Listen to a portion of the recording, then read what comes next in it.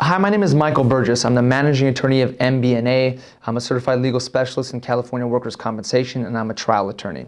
I want to take a few minutes to talk about some case law. In this case, it's a recent case that came down October 23rd of 2018 called Sandab Suon versus California Dairy or Insurance Company of the West. This is a very complicated case that deals with a very small niche issue that most injured workers, if you're watching this, probably aren't going to understand or appreciate it because it's a very specific aspect of litigation.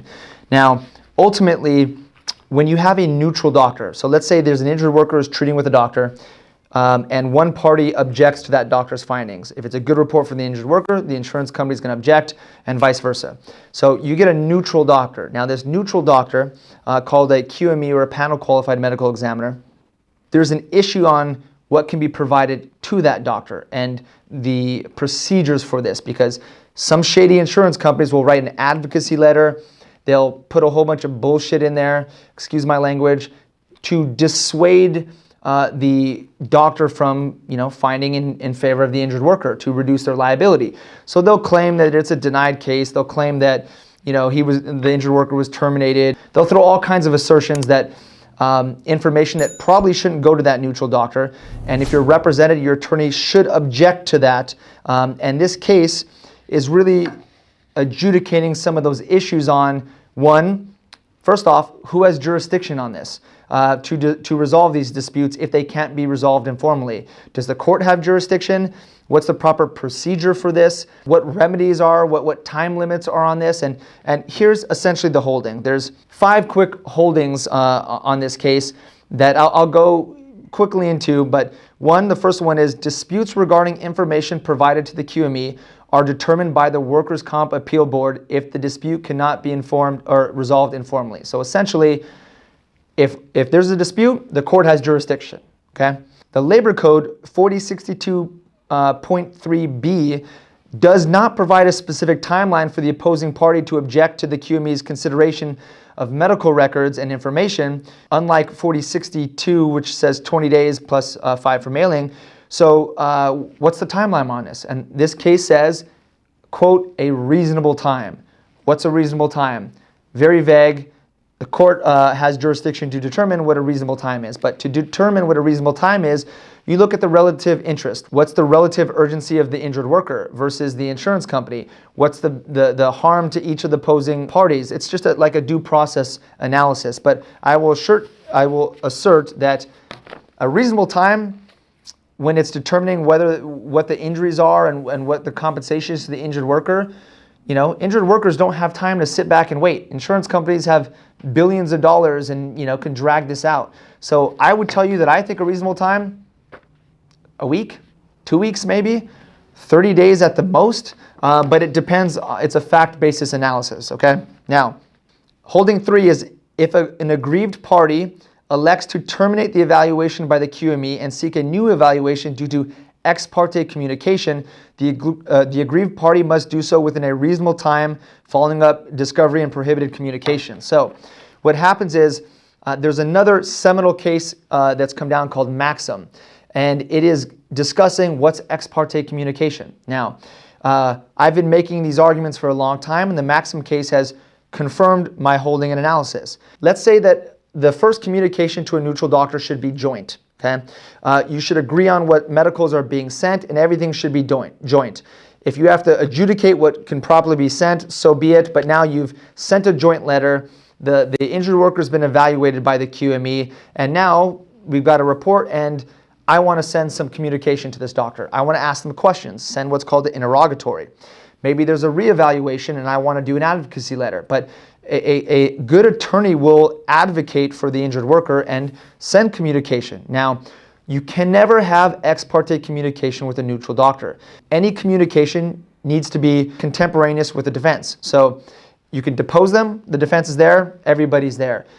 You can, in some instances, send letters so long as you CC the defendant contemporaneously, because it's not ex parte. Now, the Maxim case, basically the holding in that is there's a distinction between communication and information. So Anybody can have a subsequent communication with a QME so long as they CC the other party, and it's not ex parte. There's no issues. But if you're going to send information like a medical report, a subpoenaed record, an affidavit, if you're going to attach some information, you have to give the opposing counsel an opportunity to review and object within a reasonable time. And guess what?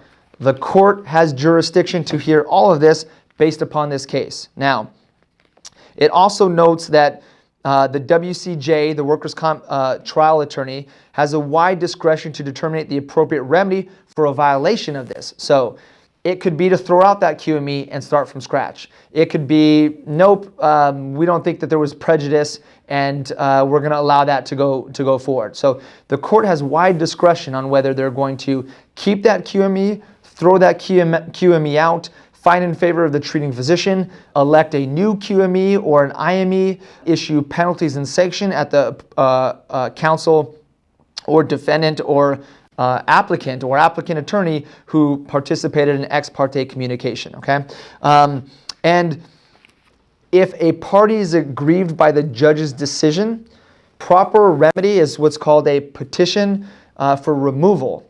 So if the party's aggrieved by that judge's decision, they can do what's called a petition for removal to the appellate court to adjudicate the proper ruling on this. So ladies and gentlemen, if you're watching this, very specific case on a specific issue that generally is on litigated cases. So Sandab Suon versus California Dairy and against the Insurance Company of the West. But this case is just really confirming that the court has jurisdiction to resolve communications through a QME if it can't be resolved informally. Although most of these things should be able to be resolved informally. There's no specific timelines for some of this stuff, so the court is interpreting and installing a quote-unquote reasonable timeline, and the court will determine what is reasonable and what is not. The court has a wide discretion to decide what the remedy is here, and then, of course, any disputes, the proper petition is a petition for removal of that judge to determine a timely adjudication of the injured worker and defendant's constitutional rights regarding communications to a QME. So, ladies and gentlemen, if you're watching this, I hope this was helpful. Very confusing, a bit complicated here, but my last take-home is this. Communications to a QME are hugely important. What you say to that doctor, how you say it, how you frame the issues is going to play a huge impact on the ultimate adjudication of your case because it's based upon that doctor's medical findings and determination. And if you don't have an attorney and you're communicating with these neutral doctors, get an attorney. It will pay massive dividends.